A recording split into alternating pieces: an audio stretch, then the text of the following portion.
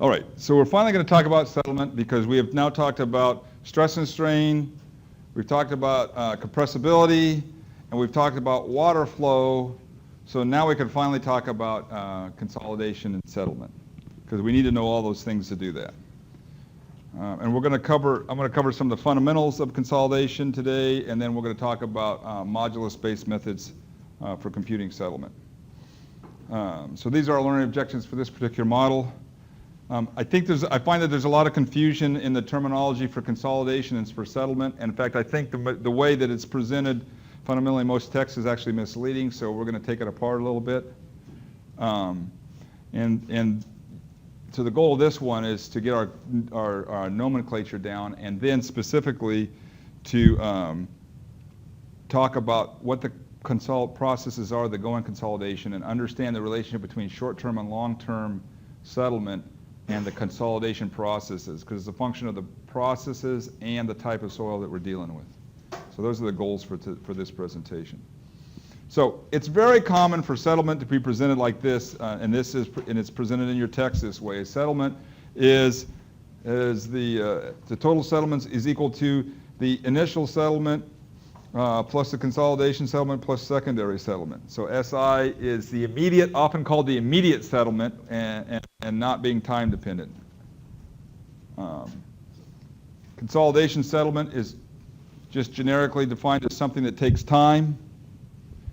And then secondary compression is another time-dependent function. Secondary compression could analogously be called creep. In other words, creep is a deformation that occurs without a change in stress, right? So you hang your coat up, you hang your coat up on your plastic coat hanger, and as soon as you hang it up, the coat hanger deforms a little bit. And as you let it sit there for 3 or 4 years, since you never wear coats because you're geotechnical engineers, the coat hanger is all deformed. The load on the coat hanger hasn't changed, but it's undergone strain at a constant loading. That's what creep is. That's what secondary compression is. We'll talk more about that. I don't like this model because it mixes up sources of settlement and time. That things are not this simple. So I'm going to break it down first into the sources of settlement. I'm going to say that the total settlement is equal to SD plus SC plus SS, where SD is distortion settlement. This is Poisson's type settlement. This is where we take the cylinder, we put a load on top, and not only does it get shorter, but it goes out squatty sideways. And a lot of reason it's coming down at the top is because it's going out to the sides. Right? That's distortion-based settlement. I'll give you a better picture of it here in just a minute. That's not time dependent.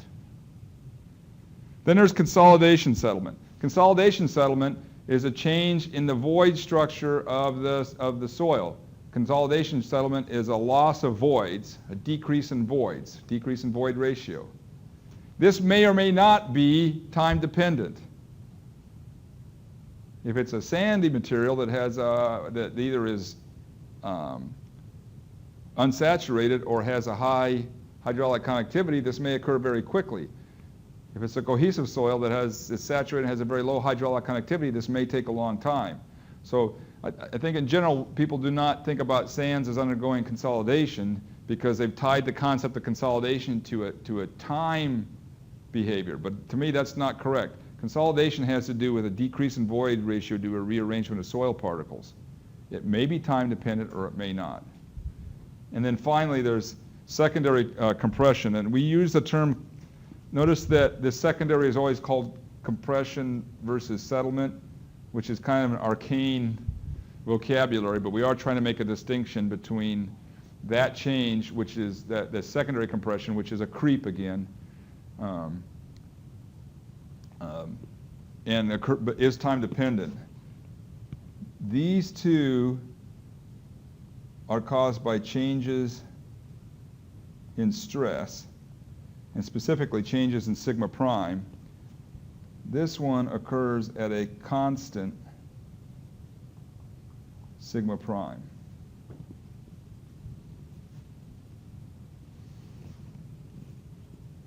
So that's the real distinction between the secondary settlement is like I just talked about a coat hanger. It occurs at a constant stress, and the stress that controls consolidation is the effective stress. So whether or not the consolidation settlement is time dependent is going to depend on the soil. So let's do some definitions here. So we'll get a little detail about this. So distortion settlement is lateral strain due to a change in total stress. It doesn't necessarily involve any volume change. If we have a Poisson's, we talked about this before, we have a Poisson's ratio of 0.5, that means the material is incompressible. Right? The Poisson's ratio is the horizontal strain compared to the vertical strain for an unconfined compression type loading. So if Poisson's ratio is 0.5, that means it goes out in the y direction 0.5, in the x direction 0.5 for every one in the vertical direction, so there's no volume change. Right? This is essentially immediate. If Poisson's ratio is less than 0.5, there will also be some other there can also be distortion settlement it involves compression of the materials, but there does not have to be any change in volume for there to be distortion settlement. So consolidation settlement, I just said this. Consolidation settlement is a rearrangement of the soil particles and the change and a reduction in the void space. This is caused by, so this has to do with particles sliding and slipping over each other. So this is an effective stress phenomenon. This is caused by changes in effective stress. That is, that amount of the stress is being carried by the soil skeleton. It may or may not be time dependent. In order for if there's going to be a decrease in the voids, there's going to be a decrease in the volume of the voids, something has to leave the voids. So we generally assume in soils that both the solid material, one of our basic assumptions is the solids and the fluid, the water or the pore fluid, are incompressible.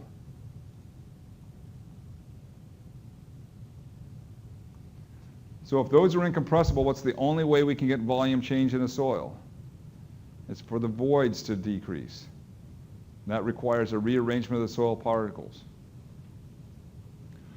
So if the only thing that's in the voids is air or a gas, how hard is it for it to leave?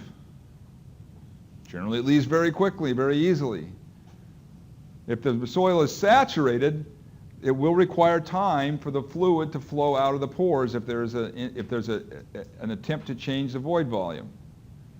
If the hydraulic conductivity is very high, that will happen very quickly. If the hydraulic conductivity is very low, that will take a significant amount of time. So I think it's incorrect to say consolidation settlement is a time-dependent phenomena. It may or may not be. Or if you're going to say it's a time-dependent phenomena, then the time can be very, very short or very, very long. It can essentially be instantaneous if it's a sandy material, if it's a non-cohesive material that has a high hydraulic conductivity and there's no other reasons that the whatever's in the pores can't flow out of it. This can happen very, very quickly and essentially be instantaneous. So secondary compression results in a reduction of void space at a constant effective stress. So it's a creep phenomenon. It's always time dependent. And there is evidence that it happens both in coarse grain and fine grain soils. We normally think of this as a phenomenon that affects cohesive soils, but there's clear evidence that it happens in coarse grain soils.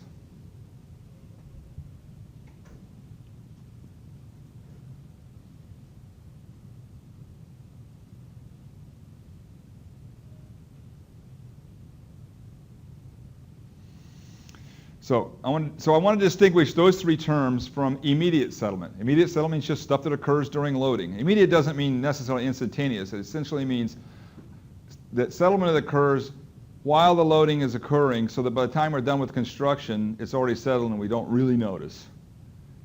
Or at least we don't notice in terms of the final structure. This could be a significant settlement that you have to worry about.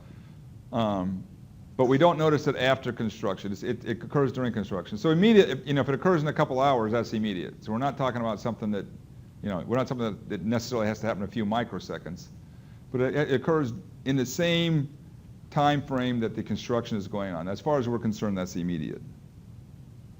Long-term settlement is settlement that occurs well after the loading is completed. So, oh, good thing I wrote that down there. Forgot that I wrote that. That's why I wrote it on top for you. And we do assume that the soil solids and the water are incompressible. So let's talk about this process again for a minute. So this is my graphic illustration of that. So here's my little element of soil material inside here. I've got some footing here at the surface, and I'm going to put a load on that footing.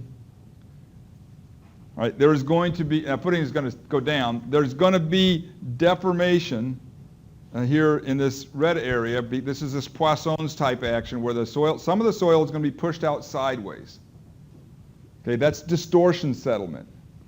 So that's going to take my element and it's going to do something like this to it. It can occur with no volume change if Poisson ratio is 0.5. If Poisson ratio is not 0.5, there could be volume change, but it can occur with no volume change. So my soil has become squattier, but I haven't necessarily lost any air or water out of it. That's distortion settlement. In addition to that, there will be a change due to the volume change. There will be a volume change, and that is going to come from a change in the voids. All right? That is, if that change occurs because of a change in effective stress, we call it consolidation. So if there was a change in effective stress that generated a change in the volume of the voids, that's consolidation. If that change occurs at a constant effective stress, that's secondary compression. And both of those phenomena occur. Generally speaking, the secondary compression is so slow that we can assume that it starts after consolidation is done, but as we discussed at the very end of the class, that's not necessarily true either. But that's the general assumption, is that I apply my load, I get distortion settlement, that usually happens right away. I get consolidation settlement because I've increased the effective stress. I've put more stress on the skeleton of the soil. The particles are going to rearrange, and they're going to give up void space. That process, if it's easy for whatever's in the voids to flow away, that'll happen quickly. If it's hard for whatever's in the voids to flow away, that'll take a long time. Anyway, whenever that's done, that's done. If we leave the load on there at a constant effective stress, there will continue to be some change in volume. That's secondary compression. It's creep. It's change in volume that occurs at a constant effective stress, as opposed to change in volume that occurs because you change the effective stress. So there's our picture of this. You've probably all seen these. Everybody seen one of these spring models? In case you haven't, we'll do this. So this is our model of soil. In our model of soil, what are the springs? What's this? What does the spring represent? That's the soil. That's the solid material. It's the soil skeleton. That's the particles touching each other. Or in the case of fine-grained clay particles, they may not be touching each other, but they're interacting with each other's double-layer water and all that kind of stuff. Right? That represents the solid, and the load in that spring represents effective stress. Okay. So if I apply a load to the top of this, so I'm going to start off with my initial conditions. I've got some sigma 0 applied to my soil. And the pore pressure at that time is going to be U naught. It's not going to be 0. If I wanted to measure it as the middle of this particular thing, it'll be equal to the height of the water above it. It won't necessarily be 0, but it'll be U0. It'll be the effect, the pore pressure at the initial conditions, and I think then I wrote in here, oops, nope, backspace. So at this point, sigma prime is equal to sigma 0 minus U0, right? That's the amount of the stress that's being taken by my spring. Okay, I got to erase some of this stuff because I'm going to make it go away here in a second. Okay, I then add delta sigma on there. Now I'm going to point out to you right now that I've got these little teeny holes in the top of my cap here. And so those holes, right now I got the valves turned off, so there's no ability for the pore fluid to flow out, right? And the holes are small, so even when I open them up, they're going to restrict the flow. So the flow is going to take some time for the pore water to flow out. But I have now increased the stress on this element. Sigma total now is equal to sigma 0 plus delta sigma. That's the total stress, right? Well, how much has my effective stress changed now from the last time? What represents my effective stress in this model?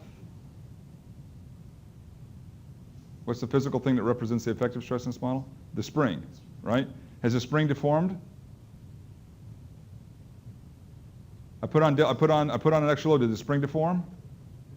No? Hasn't moved? Right? I've frozen time here if you haven't noticed that by turning the valves off. Spring hasn't moved, so has the spring taken on any more load? No. So has the effective stress changed? No? So where'd all the extra stress go to? It went to the pore pressure. Somebody's got to be holding up that extra load, right? So the pore pressure went up. And the pore pressure went up the same amount as the applied load, delta U. So if this one's at T0, this is at T1 immediately after I applied the load. The total stress is now this. The effective stress hasn't changed. Sigma prime is still equal to sigma naught minus U naught. So what I can write it as, the effective stress must be the total stress. We know that, sigma 0 plus delta sigma. Then minus U naught minus delta sigma, right? Plus delta sigma, sorry. So all the additional total stress went into pore pressure. Okay, now I'm going to open the valves. There they go. They open up. Poof. Oh. So now I open up the valves, and now the soil skeleton strains, right? The spring compresses, the soil skeleton strains, and it picks up additional load. And while it's picking up load, what was happening to the pore pressure? It was dropping. So what's happening is I'm transferring this excess pore pressure. This is what we call UE. It's the excess pore pressure. It's that amount of pore pressure that's over the static pore pressure, U0. This excess pore pressure is being moved from pore pressure to effective stress. The total stress isn't changing, but what's happening is we're exchanging pore pressure for effective stress. So now here at T2, sigma prime is equal to sigma 0 plus delta sigma. That's still the total stress, but now it's just minus U0 again. So what has happened between T1 and T2 to the effective stress? It's increased. It's increased. It's caused additional load to be transferred to the spring. The spring has compressed and there's been settlement. That's consolidation. It's a change in volume due to a change in effective stress.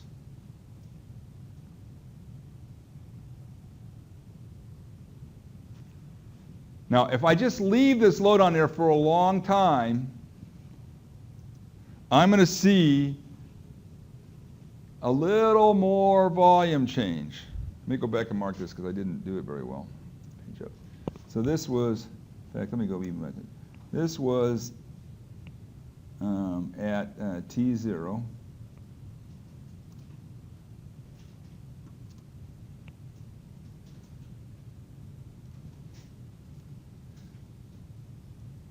This is at T2.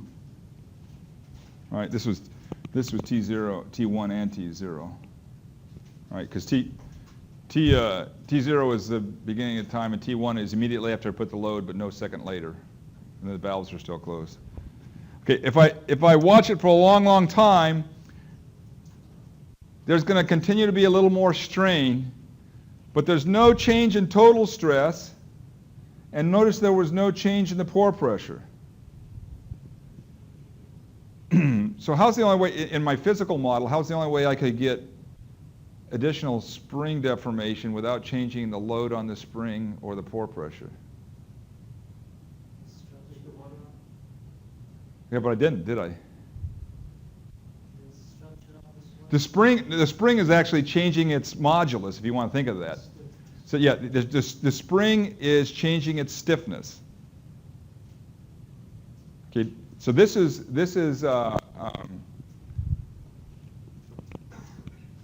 now T3. So T3 is going to be much, much greater than T2. My effective stress hasn't changed. But I have additional creep. So what's happening in the soil? Well, so when you load the soil and you change the effective stress, the particles are going to rearrange themselves and come into a new, because there's some resistance, they're going to come to a new arrangement. If you let it sit there for a long time, I like to think of this like an entropy process. The particles have been disturbed. They were in some kind of structure that they liked. Now you've disturbed them. They've come to equilibrium, but they're not in their lowest energy state. And they're going to slightly rearrange themselves to find, one guy's going to say, you're leaning against my back, I'm going to move over here, and the other guy, and they're going to find some lower energy state to their arrangement that doesn't have to do with because the stress is changing, it's just because they're changing. So it's actually the stiffness of the soil is changing over time. That's the only way you can get creep. And it is a particle rearrangement, it is a change in volume, but it's not due to a change in effective stress. It's due to the fact that the soil was disturbed. It's been there for a couple millennia. These are soils. It was a long time ago they got formed. Now you've messed with it. It's not very happy. It's a very slow-moving creature. And it's going to, even after it's strained in order to take the additional load, it's going to rearrange itself a little bit, and there's going to be some creep strain. So those are our three components of volume. So these are the consolidation these are the consolidation changes, and then the one that's not shown in this page. Oops. The one that's not shown in this page is the distortion settlement. All right. So what's the relationship between these things in time?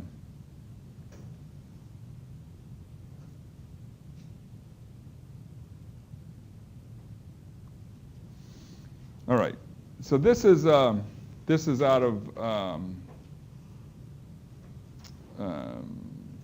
Caduto, Young, and Kitch, but I think it's a really good description of the soil processes, and actually Salgado is the first one I saw that present this. So what I like about this is it doesn't equate consolidation-based settlement with time-dependent settlement. So here we have the time frame. We have short-term and long-term. And here we have the type of materials. Here we have cohesive materials, and here we have cohesionless materials. So for each of these, we talk about the processes that occur and the magnitude of those processes. So let's first look at the right-hand side and look at sands and gravels. So sands and gravels undergo both distortion settlement and consolidation settlement very quickly in the short term. Okay, that happens right away. Why does it happen right away? Well, the distortion settlement by definition happens right away because it doesn't take any volume change to do that. The consolidation settlement, why does it happen right away? Because whether they're saturated or unsaturated, either the air or the fluid in the pores can flow out very quickly. So that happens very quickly. The distortion settlement for these materials is usually negligible to small. Distortion settlement is usually not a critical amount of settlement for these. The consolidation settlement for sands and gravels can be significant. It's often very small, but it can be significant. Secondary compression does occur as a time dependent in the long term, as a time dependent. It's usually negligible to small. Although, for instance, in Schmertmann's, we'll talk about Schmertmann's method here soon. Schmertmann's got a time-dependent coefficient in his method. For those of you that use that before, and for those you don't know, you'll discover quickly. So there is some creep in coarse grain cohesionless soils, but it's relatively small. And so you don't really have to worry about the hydraulic problem here too much with these materials because they have a high hydraulic conductivity and the flow is pretty easy and pretty fast. So it's a non-issue there. But notice that we are getting consolidation settlement here. It's just not taking any time. Now in contrast, for the clays and silts, let me do those in another color. For the clays and the silts, in the short term, we do get distortion settlement.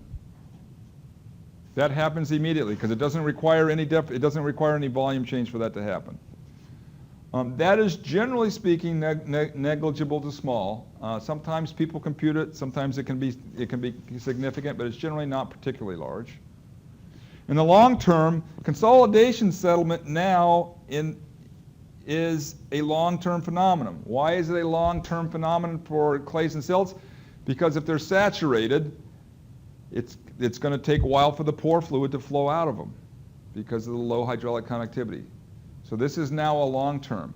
These settlements can be very large. If you go down to Mexico City, the Palacio de las Bellas Artes is settled like 3 meters.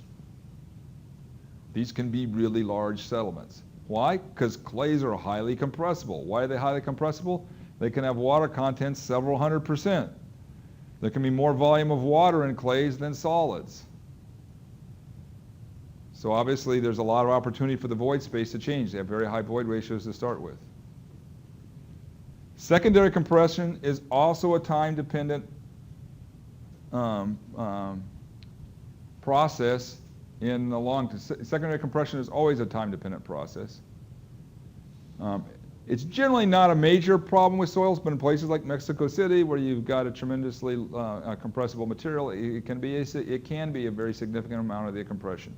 At Kansai Airport in Japan, where they built these, basically built islands out in the bay, they're getting very concerned about their secondary settlement out. It looks like that they potentially dramatically underestimated the amount of consolidation settlement they got, and they got a problem there because if it consolidates too much, what happens at the airport? And as global warming comes along and sea levels rise, there's a distinct possibility that they're going to have a big problem at Kansai Airport. And there's one other big airport in Japan like that. I can't think of the name of it right now, where it looks like they might have underestimated the secondary compression. And now we're talking decades, but they're planning to use those things for decades. And they're already well below the elevation that they were designed to be at. Okay, so another way you could say this if you wanted to say it is, let's see, distortion settlement. If you notice this, let's try purple. Distortion settlement is always short term. It's always very fast. Secondary compression is always long term. Consolidation may be short term, may be long term. It depends on the saturation. The one variable is not in here. It depends on the saturation level. If the materials are very low saturation levels, then it doesn't take long either because the air flow is pretty easy. But if it's saturated, it could take a long time. Okay? So I would hope that you would banish from your vocabulary I would hope you would banish from your vocabulary this definition. You need to know it because people will use it all the time. At least that the consolidation is time dependent. It's not that the equation's wrong, it's that when you say consolidation is time dependent, because it may not be. And immediate settlement should be replaced with distortion settlement. So I don't like that equation at all. And you'll see it everywhere. You'll see it in Terzaghi and Peck, you see it in Holtz and Kovacs, you'll see it all over the place. Okay, so what's the summary? Summary is I have purple lines on the table. There we go. So settlement is a combination of both distortion and volume change in soils. So we have both the Poisson's effect and we have volume change. This distortion settlement is always quick. The settlement due to volume change may be fast, may be slow. It depends on the soil saturation and the drainage conditions. Consolidation is a volume change caused by a change in effective stress. If there's no change in effective stress, there is no consolidation. The other volume change settlement, which is secondary compression, occurs at a constant effective stress. It's also, outside of geotechnical engineering, everybody calls this creep. Anytime there's deformation associated with a constant load or a constant stress, outside of the geotechnical world, we call it creep. Here we call it secondary compression. That's because we're special. All right? Is that clear? Questions about that?